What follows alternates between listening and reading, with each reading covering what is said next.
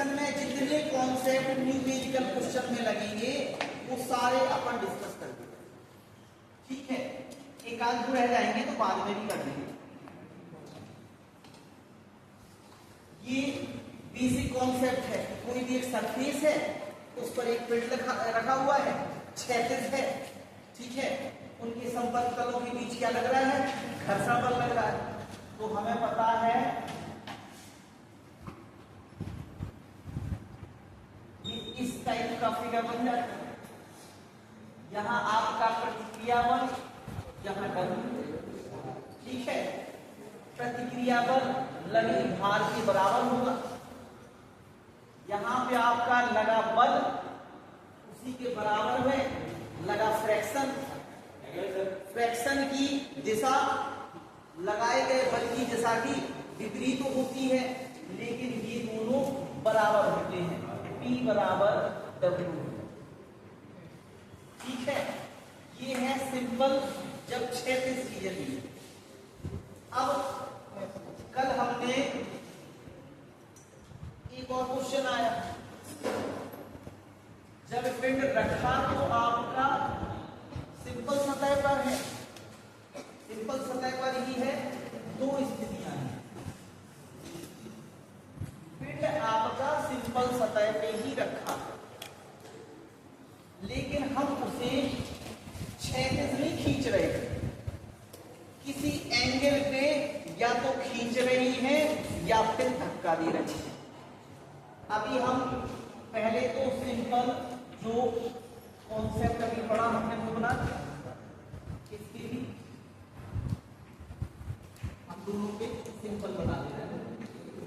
ये हमारा R, ये हमारा W, ये हमारा P, ये हमारा F, ये चीजें थोड़ी सी बदलेंगी, ठीक है। ऐसे यहाँ पे ये P, ये F, ये R और ये। अब दो स्थितियां हैं, या तो हम किसी वस्तु को धकेलेंगे किसी एंगल पे या तो फिर खींचेंगे। अच्छा, किसी वस्तु को धकेलने से ज्यादा खींचना आसान है, नहीं समझ में आया? आप महसूस करके देखो, आप प्रैक्टिकली करके देखना। किसी चीज को हम धक्का दे रहे हैं और उसे खिसका रहे हैं तो हमें बल ज्यादा लगाना पड़ेगा, लेकिन उसी चीज को हम जब खींच रहे हैं तो वस्तु वही है, सतह भी वही है, कोण भी वही होगा कि हम उतनी कोण पे रस्सी बांध के खींच रहे हैं, लेकिन खींचना आसान होगा, धक्का देना हमें मुश्किल पड़ेगा, ठीक है। अब देखें, मान लो हमने यहां पे बदल देंगे, ठीक है, हमने यहां पे क्या दिया, धक्का, धक्का दिया है, तो फिर ये हमारा क्या बन जाएगा, P, लगाया गया बल, यहां लगाया गया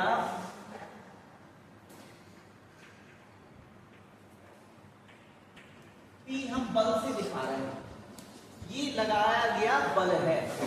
तो अब ये लगाया गया बल किस तरफ लग रहा होगा, इस तरफ, तो फिर हमारा फ्रिक्शन किस तरफ लगेगा, फ्रिक्शन हमारा ऐसा है। यहां F हम फ्रिक्शन से दिखा रहे हैं, हमने उस वीडियो में जो कॉन्सेप्ट बनाया वहां बल को ही F से दिखा दिया और फ्रिक्शन को स्मॉल f से दिखा दिया। वहां हमने दो F यूज किए हैं, कैपिटल F को बल से दिखाया है और स्मॉल f से फ्रिक्शन को दिखाया है। यहां क्वेश्चन में हमने बदल ही दिया कि फ्रिक्शन को हम F से दिखा रहे हैं और बल हमारा क्या है, P, ठीक है। तो अब हम इसमें धक्का दे रहे हैं, एंगल कितना बन रहा है, मान लो ये थीटा डिग्री का एंगल है, कल के सवाल में था 30 डिग्री, आज हम थीटा लेके चल रहे हैं, तो ये हमारा बल दो वेक्टरों में बढ़ जाएगा। जैसे हमने कल वेक्टर निकाले थे, अब आज हम कह रहे हैं कि रट लो, आप निकालने में आपसे गड़बड़ियां भी हो जाएंगी, तो आप सीधा क्या रख लो, रट लो। तो देखो, कल जो क्षैतिज बल निकला था, क्षैतिज आधार, आधार का है लिखा कॉस में, तो ये आ जाएगा P कॉस थीटा, और दूसरा ऊर्ध्वाधर लंब, लंब वाला लंब, ठीक है। दूसरा बल कौन सा है, लंब काय में था, साइन में, तो दूसरा हमारा बटेगा पी साइन थीटा। बस इतना सा कॉन्सेप्ट।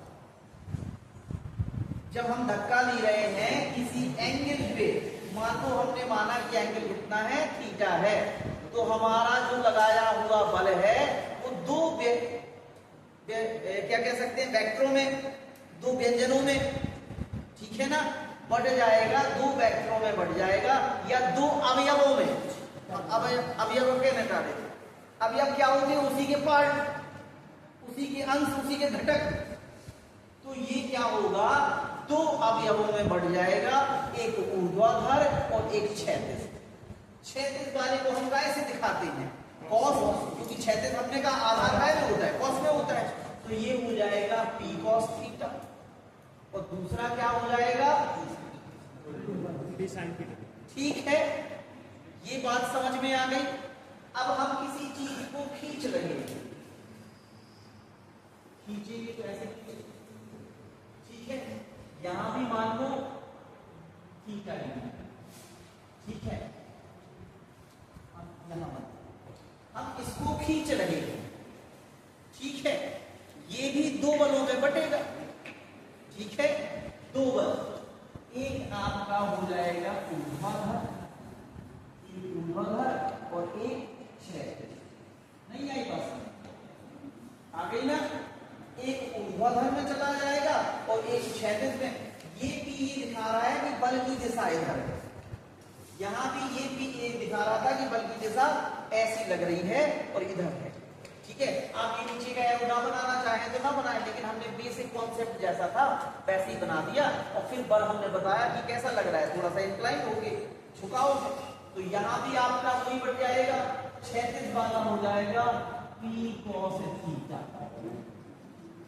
क्या हो जाएगा, पी कॉस थीटा, और ये क्या हो जाएगा, पी साइन थीटा।